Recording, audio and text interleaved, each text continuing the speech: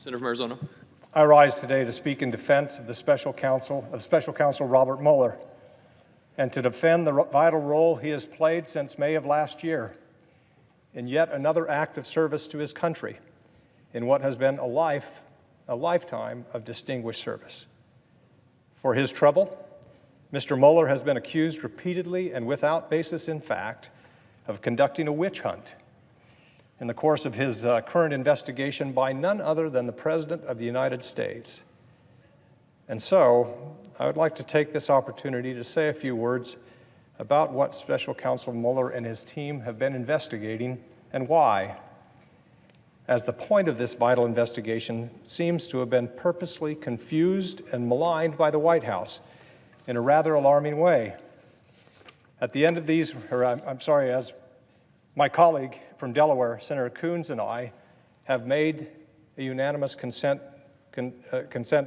request to bring this to the floor, but it has been objected to already.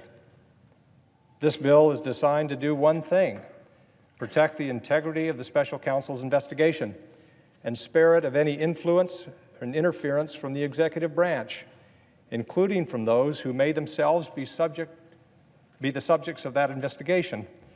Mr. President, the findings of Mr. Mueller's investigation are of utmost importance to the security of this country and to the well-being of our democratic institutions as well. In America, as we all know, no one is above the law. Our doctrine of separation of powers and the independence of the judicial system is what sets us apart from lawless countries, and presidents do not get to determine who gets investigated and who and what does not. For the record and for history, this special counsel was appointed to thoroughly investigate the attacks on our electoral system by elements of the Russian government during the lead-up to our 2016 general election. How such an investigation can be the cause of controversy is beyond me. Surely we all recognize that it is essential to understand this new form of foreign aggression so that we might better defend America against such attacks in the future, right? One would think that there would be unanimous national resolve to get to the bottom of such aggression from an enemy foreign power, especially a foreign power with whom we spent much of the second half of the 20th century locked in a global ideological struggle with, especially in their renewed aggression towards us, as they've targeted the institution that we have, and they don't: free and fair elections. Vladimir Putin knows that he could not defeat us on the battlefield, and he knows that the ideas at the center of his former empire were soulless and bankrupt. So he wants to rob us of what makes the United States superior to his autocracy. His goal is to turn us against ourselves, and in doing so, to destroy our democracy. This is a matter of grave national importance. This is not a moment for our national leadership to be weak or irresolute or compromised in any way. But some of us in Washington have seemed strangely incurious about just what the Russian malefactors did to America in 2016 at the direction of Vladimir Putin. Our president has been so incurious that at times over the past 2 years, he's been eager to accept Putin's denials at face value. In fact, our executive branch has generally been in such a state of denial about the attacks on our democracy that the White House has not been aggressive at all in defending against future attacks.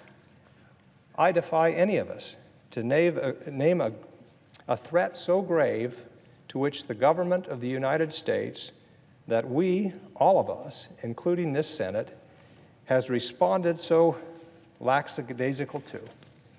Why is that?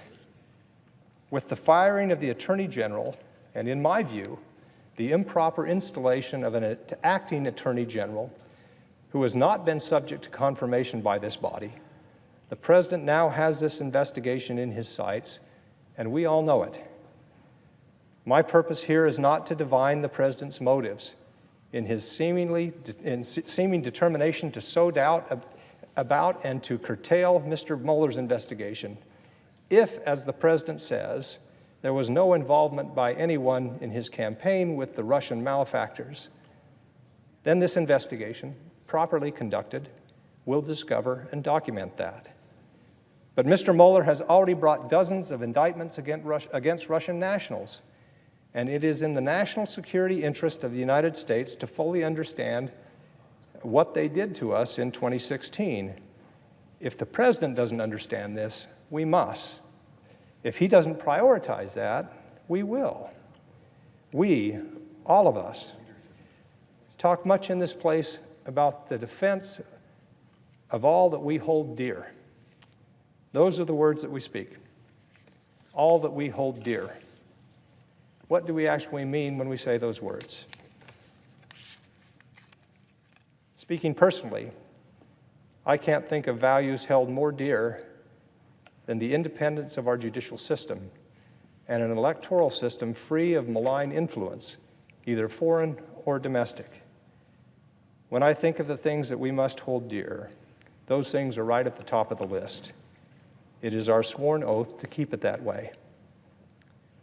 One further note on this unanimous consent request that has just failed today.